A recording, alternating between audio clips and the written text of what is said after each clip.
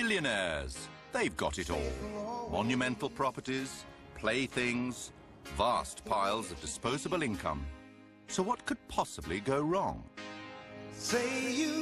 When you're very wealthy, you have to choose your friends very carefully. Are people just after your money? Do they see the genuine person behind the wealth? The problem for billionaires, though, is as old as the hills.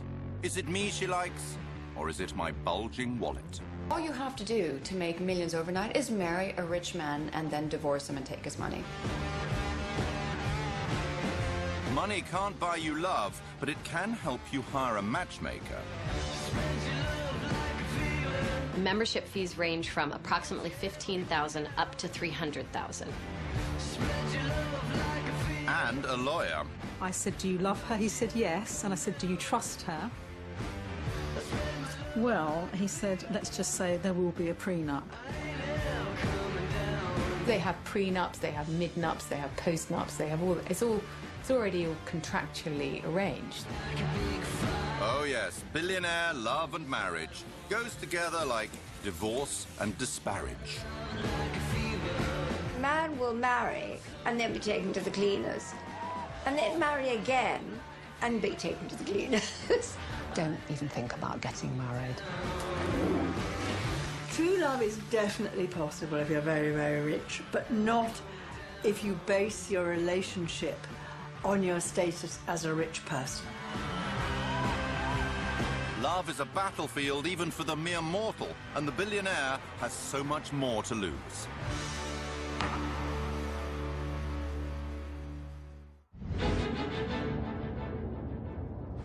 London is billionaire central.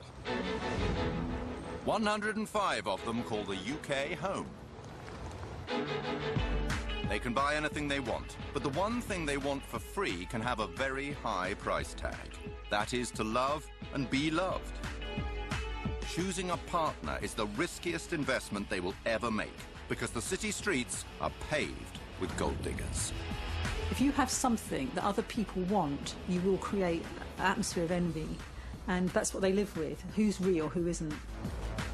It's a nightmare because they can never really trust anybody. They're always feeling that they might be exploited by gold diggers or people who don't think they're gold diggers but actually turn out to be gold diggers in the end.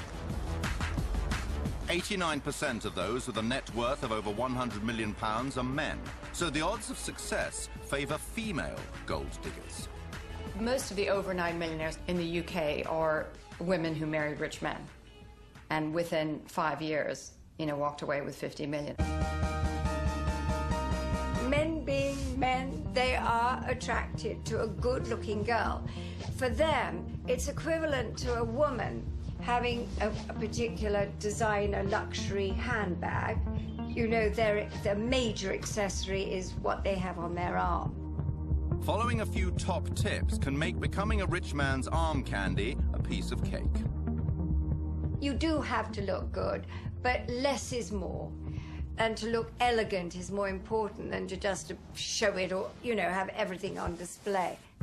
If you want to nab, a male super rich man, the first thing you do is you have to hook him on sex. And when a man is absolutely deliriously, sexually high, he's unlikely to ask for any sort of financial arrangement because it might put you off sex immediately. You do need to have a certain amount of intelligence, so you do need to read the newspapers or keep up. But at the same time, don't keep giving your opinion. Always be a good listener, because if you're a good listener and always agree to everything, well, you get on a lot better with men, I find. Rather than having a two-way dialogue, conversation, flirting, thinking how they can make the other person feel good, they're often only able to talk about themselves. There's one way the super-rich man can guarantee a beautiful woman will hang on his every word. Reward her.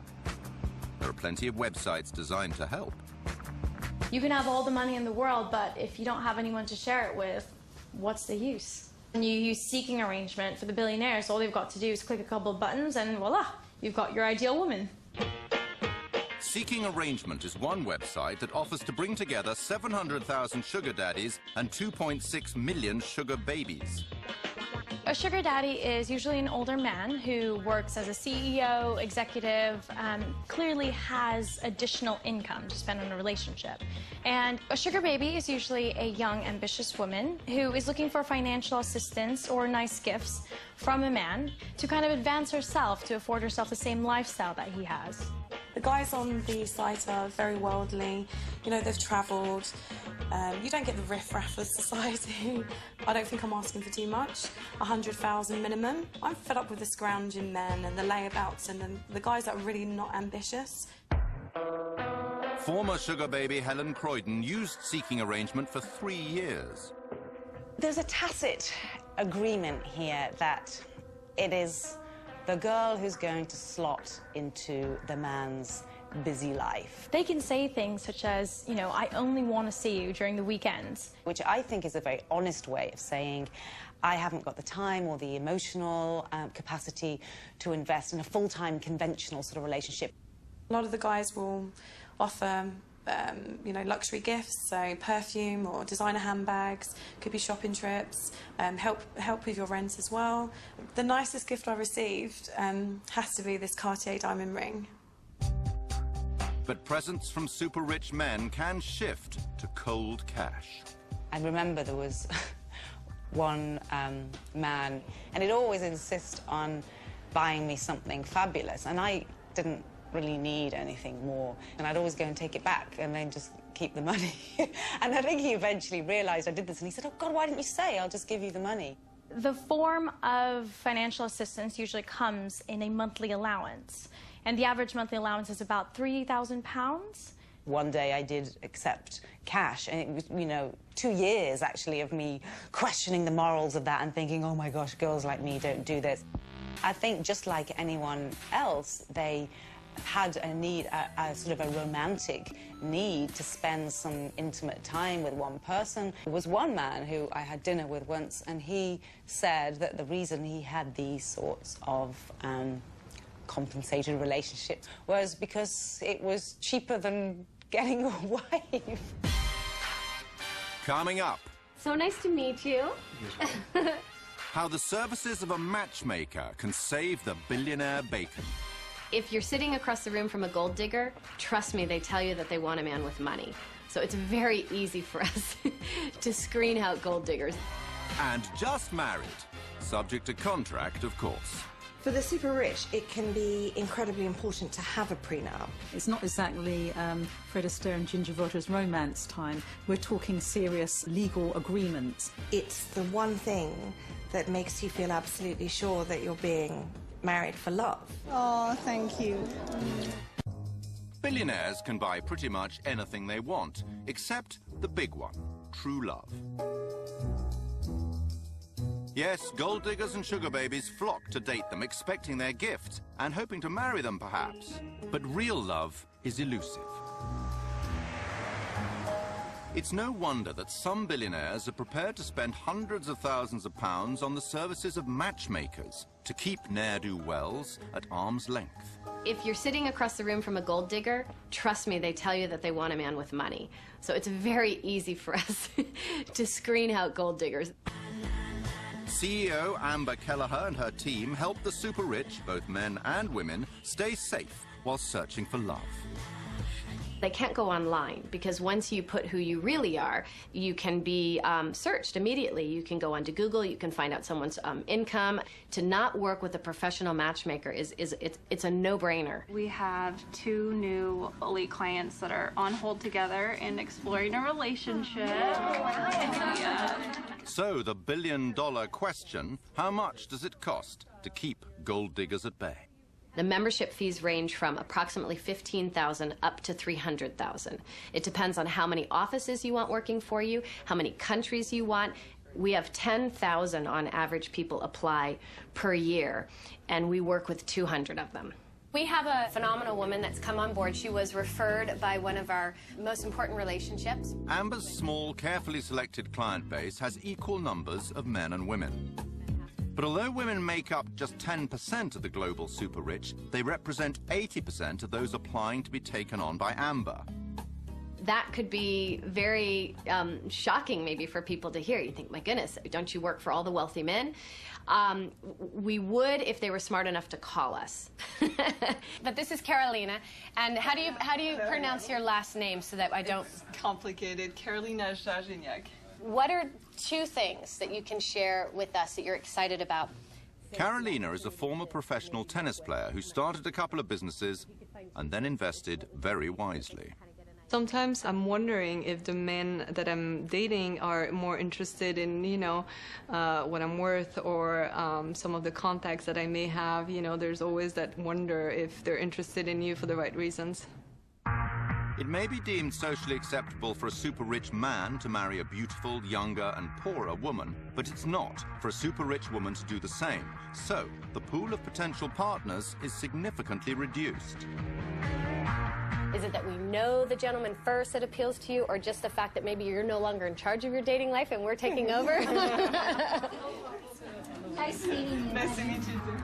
Carolina is joining an elite matchmaking club. But there's another section that's even more exclusive. Well, we have what's called the CEO Club, and just 10 people per year are able to become part of this elite group. And they pay $150,000 to be part of the group, and then there's a success fee that matches that. 43-year-old David Boyer is someone Amber is thinking about inviting into the CEO Club. He made his millions working for McKinsey and eBay. So nice to meet you. Thank you for, Now, with great financial stability, he's looking for a long-term love. Well, clearly I'm looking for somebody who's fun and funny and attractive and intelligent, and who, when I talk to them, actually they get a sparkle in their eye. It's the best friend that I'm looking for. The Wingtip, an exclusive social club with a boutique attached, is just one place Amber takes her top clients. Hi, David. Good to see you. This is Louise. Well, if you're an elite client and you join the CEO Club, where I personally work with you, I'll be at the TED conference, I will be at Sundance, I will be having private events on Necker Island. I am always looking for that special someone that could be a perfect match for my client. And the client determines what the level of success is. It's not just necessarily about that marriage certificate. Happily ever after for the prudent billionaire means riding off into the sunset with the one. But first, making sure the paperwork's in place before any pealing of wedding bells. All you have to do to make millions overnight is marry a rich man and then divorce him and take his money. I think the advice that I would give to somebody who is spectacularly wealthy, who's living here, is don't even think about getting married. Formidable divorce lawyer Raymond Tooth, known as Jaws, fights for the wives of the rich and famous. I say this, and I hope I don't get any hate mail. The fact is that the best career for a woman is to marry a wealthy man without a prenup. I mean, there was a famous case where a man was worth about 20-odd million. Marriage lasted 3 years, no children. She came into it with nothing and ended up with 5 million quid. 5 million quid tax-free. Billionaires who want to avoid being the get-rich-quick scheme for a prospective wife or husband need a prenuptial contract. A legal agreement that determines how the wealth will be divided if the marriage goes to pot. They're also handy for preventing arguments about which partner gets to keep tricky woo, and in one case even dictated the final destination of a taxidermied horse.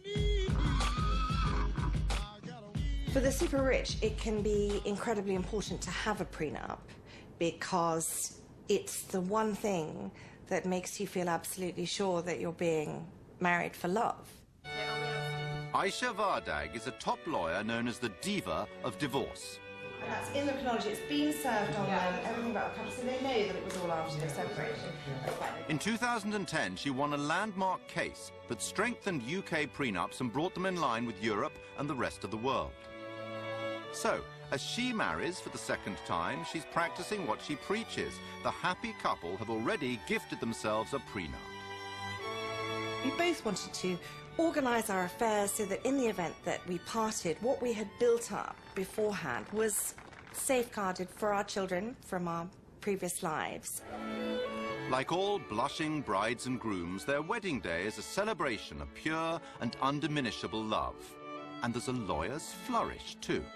To be really, really sure their prenup is watertight, they are signing it post-nup in front of all their guests.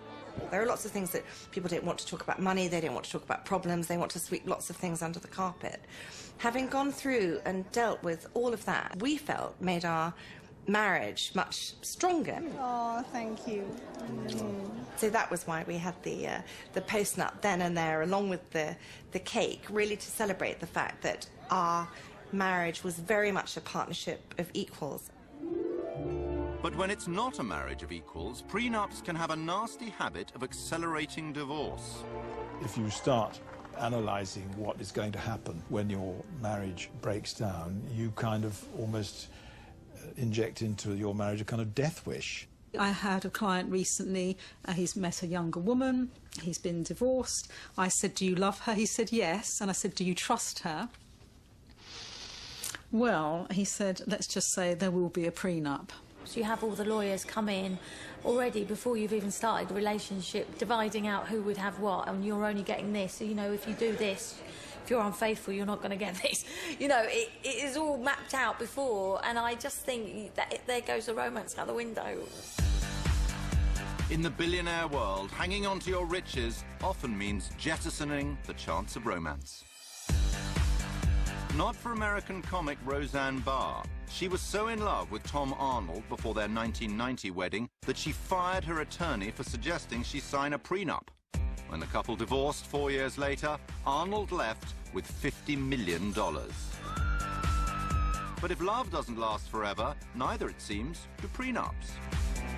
General Electric's CEO Jack Welch's prenup had a sunset clause, which meant that after 10 years, the prenup was invalid. As soon as this clause came into effect, his wife Jane took off with $150 million. But most of the time, with a prenup in hand, the billionaire is reasonably safe to put a ring on his fiancée's finger without chancing his arm. Coming up, the breathtaking weddings of the super rich. There was a wedding recently where the total dress bill was £16 million. A few weeks ago, we did a wedding where, for 50 guests, the bride wanted 13 wedding cakes. And the harsh come down as the reality of being married to the hyper-wealthy takes hold. What I usually see is that nobody is good enough. Things are not perfect enough. And the amount of unfaithfulness, not just by men but by women, is extraordinary. If a billionaire believes they finally found a trustworthy mate, it's time to show off their success with an extremely extravagant wedding. But impressing your billionaire peers can be hard work. We have brides now wanting to get married at the top of a volcano and actually flying their guests up there, or getting married on a glacier and actually getting their guests transported by private jet to glaciers. There's almost this one-upmanship that's going on. There's pretty much nowhere left where somebody hasn't got married. I've heard of a bride recently, they literally hired the whole of Versailles for the weekend. The Vatican, all the famous museums, the top of mountains, you know, everywhere's been done. Bride magazine recommends couples put aside 1 year for their wedding preparations. Time to safely complete 44 key tasks. For the super rich, there is almost no end to the demands. One wedding that I heard of recently, which I thought was absolutely phenomenal, was they actually installed a perspex layer into a lake so all the guests could actually walk on water. We might get a request for something slightly different, like an entire orchestra, for example, or a ballet, for example, which has happened on 2 or 3 occasions. You have everything from elephants to flamingos to penguins, and I've heard of a wedding recently where they literally dressed up a troop of horses as unicorns. Sometimes it's about holding people back. And, you know, it's not appropriate to arrive on an elephant in the middle of London. Wedding bells, wedding bells. The biggest show of all is the wedding dress. There was a wedding recently where the bride herself and all her bridesmaids wore Vera Wang bespoke, and the total dress bill was £16 million. As the average price of a London home is £500,000, these dresses would buy 32 addresses in the capital. The super rich certainly have their cake and eat it. I think one of the most incredible cakes I've ever made was an 18-tier cake. The cake ended up being about 8 foot tall. It had about 10,000 sugar flowers on it. And that involved 6 people working constantly on that cake for a month. The most expensive cake we have ever commissioned cost us nearly £46,000. Mainly to do with the fact that we flew the cake maker and her kitchen to another part of the world. We've certainly used edible 24-karat gold a number of times on our cakes. It really doesn't taste of anything. And it's just very decadent. I think it's the sheer opulence of it, the fact that you can eat gold. So, cakes are worth their weight in gold, but they're cheap compared to the cost of hiring a platinum-selling superstar. Enrique Iglesias, for example, we were asked to get him on a Monday for a wedding on a Friday. I heard recently that Michael Bublé played at a wedding for £1 million. The demand for these performers has gone up. Their price has gone up, so it's now stratospheric money. And then when they turn up, they're not going to do 2 hours, they're going to do 20 minutes. It's hard work being a guest at a super rich wedding. Now there are weddings that are lasting literally 7 to 10 days, involving,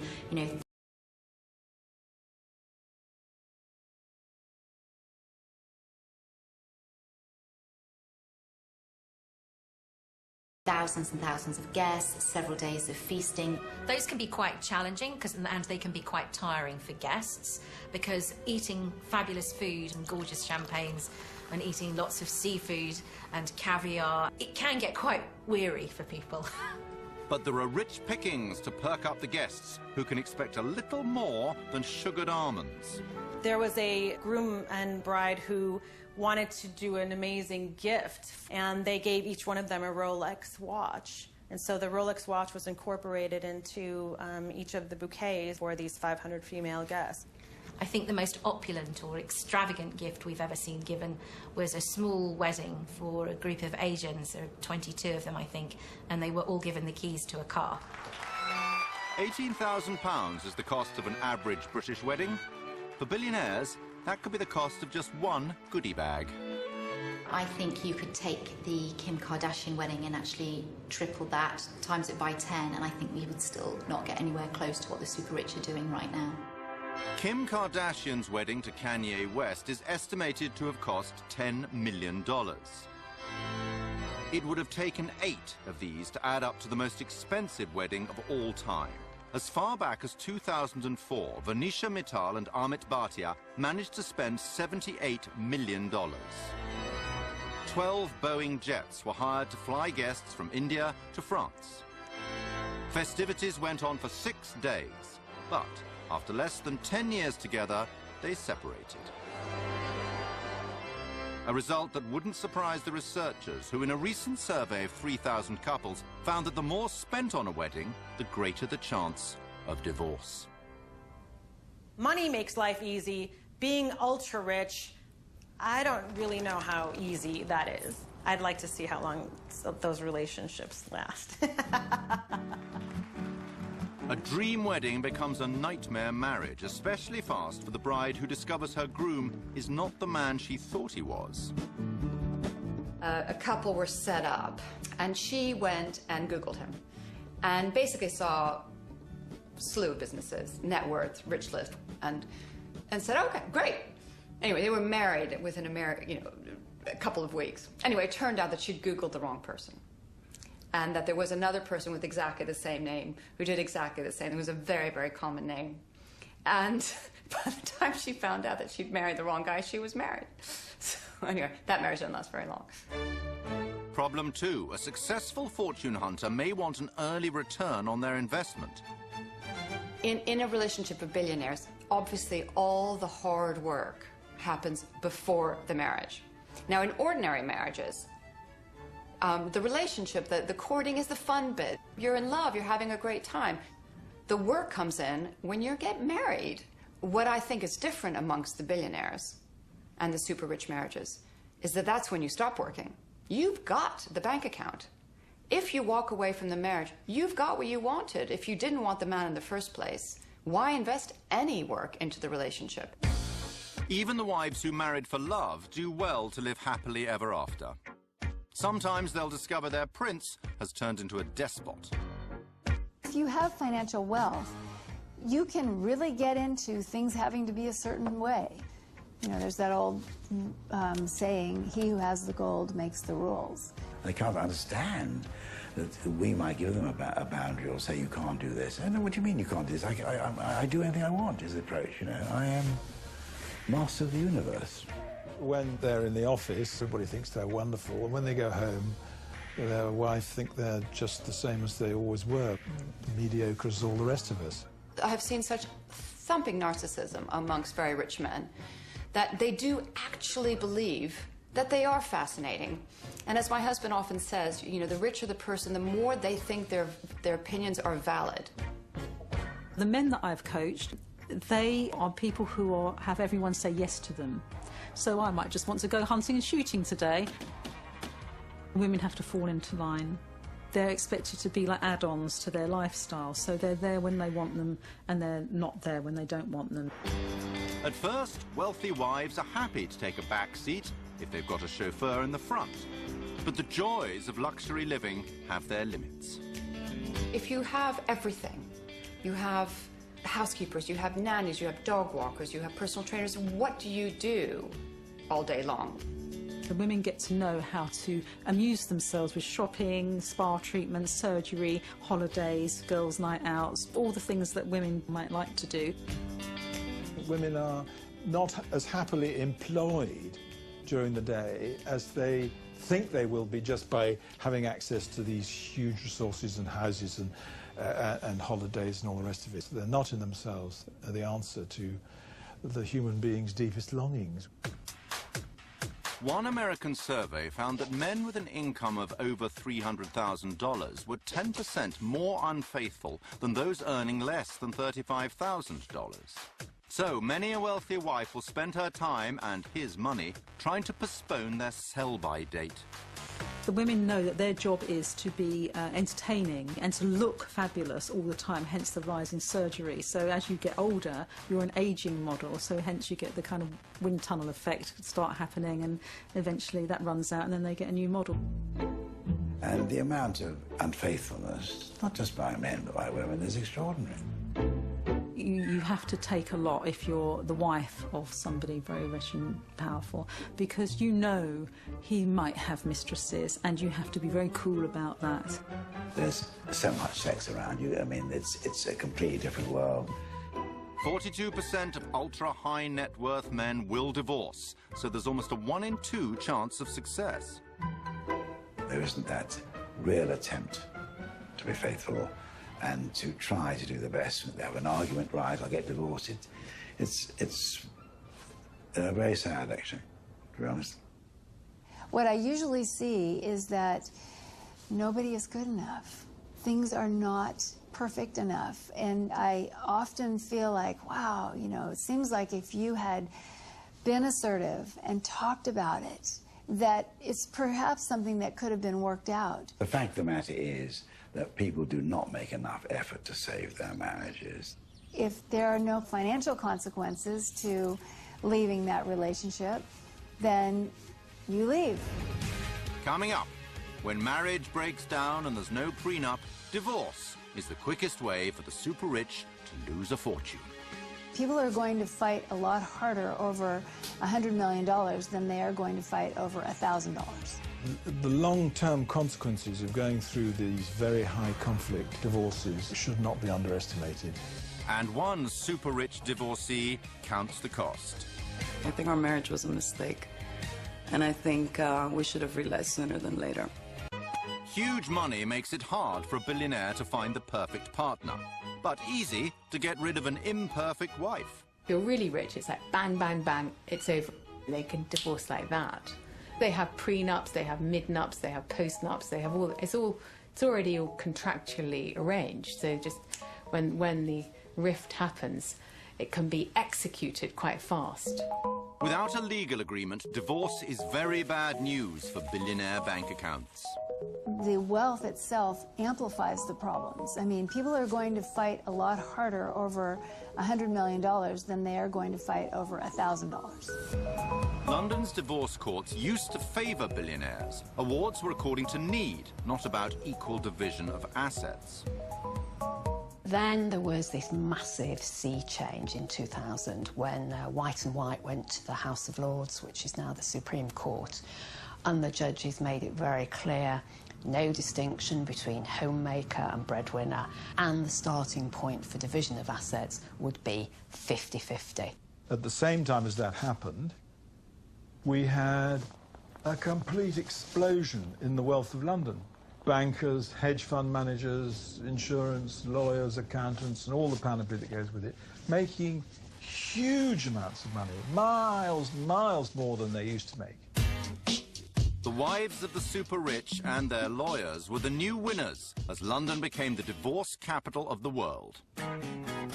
There was a sense that people were just sort of staying married as passengers, and they might be lunching out and spending their days having tennis coaches and having their children cared for wall to wall by nannies, and then they sort of go off with some dashing young lover and take half of the fortune.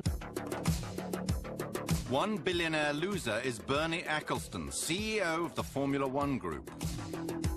His strong views on the equality of women became clear in 2005 when he said, in relation to IndyCar racer Danica Patrick, "You know, I've got one of those wonderful ideas. Women should be dressed in white, like all the other domestic appliances." 4 years later, in 2009, the British courts valued Slavica, his wife of 23 years, rather more highly and awarded her £2.4 billion, around half of Bernie's estimated fortune. Such eye-watering awards encourage discontented wives the world over to flock to London. There are countries where if the case is heard at home, they'll get nothing. A wife will get nothing. The consequences for a wife who gets divorced in a Muslim country usually is that she gets nothing or virtually nothing. So there's a huge stakes, so far as she's concerned, in getting a case heard here. To have their divorce cases heard in the UK, foreign wives need to prove their British credentials. Specific instances that I've seen have included ladies who don't speak English buying theatre tickets to English language productions, sending children under the age of 10 to learn how to ride polo ponies, to study, a 14-year-old who was sent on flying lessons in Surrey, in order to try and say, here, these children are becoming more English than the English.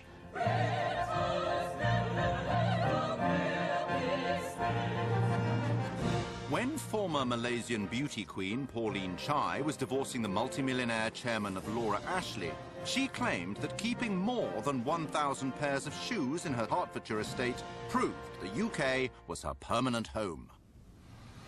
But becoming British does not always mean playing with a straight bat. I heard a great story of a friend married to a super-rich Russian mogul, and their marriage was coming to an end. But she was a bit savvier about the English court system, so she went and hired every single divorce lawyer in the UK, including Fiona Shackleton and all this, and basically put them on retainer. When you put a lawyer on retainer, he is not allowed, or she is not allowed to act for the other side. So by the time her kind of fairly dim-witted husband got around to hiring a lawyer, there were none left in England. Anyway, she walked out with one of the best divorce packages I've ever seen. And super-rich men have a divorce tactic of their very own. Most of the super-rich become very un-super-rich when they get divorced. You will find people who were, steel industrialists are now, they become school teachers overnight. And you become a school teacher for the entire year, you're getting divorced, and then you go back to being a steel magnate. So when you're divorcing, you only have £10,000 salary, and that's the new trick. Not hiding your wealth under a bushel results in astonishing divorce payouts.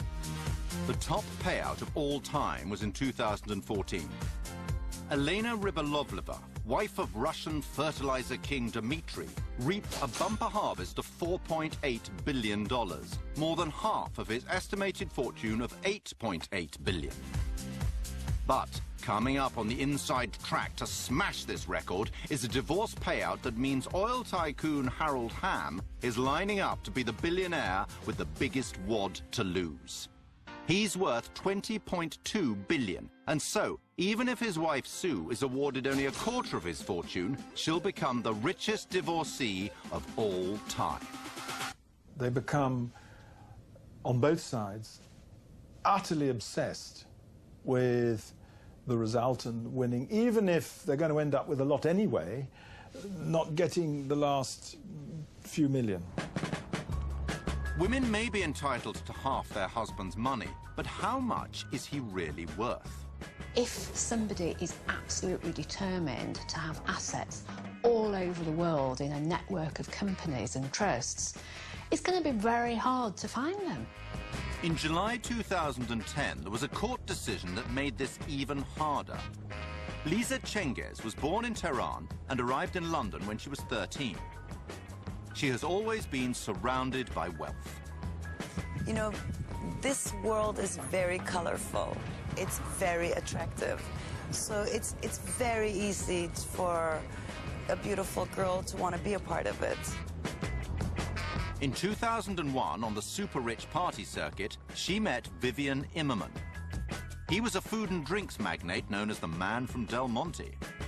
He sold his stake in the fruit giant for £380 million in 1999. And 2 years later, he became Lisa's second husband. We were married within 8 months, so it was very quick. It was very quick. We didn't really have time to get to know each other. It's a glamorous world. It's easy to like it and love it, but you're not actually loving the person. You're loving what comes with it. After living together in London for 7 years, the couple separated. I think our marriage was a mistake. And I think we should have realized sooner than later. There's a lot more ties between the father and his ex-family. So one day, I guess he must have woken up and thought, I want to go back home. I didn't feel like home to him. Lisa's marriage finally broke down in 2008. Her brothers became her main source of support. Mr. Immerman shared an office with the Cengiz brothers. They took the view that they would see whether they could find on his computer evidence that he had more money than he was claiming during the process of the divorce. They went about getting access to his computer improperly and downloading everything on it. Masses of documents. It wasn't one little bank account. It was everything. Lisa Cengiz's brothers were alleged by Mr. Immerman to have removed between 250,000 and 2.5 million pages of documents, which they then handed on to lawyers for use in the family proceedings.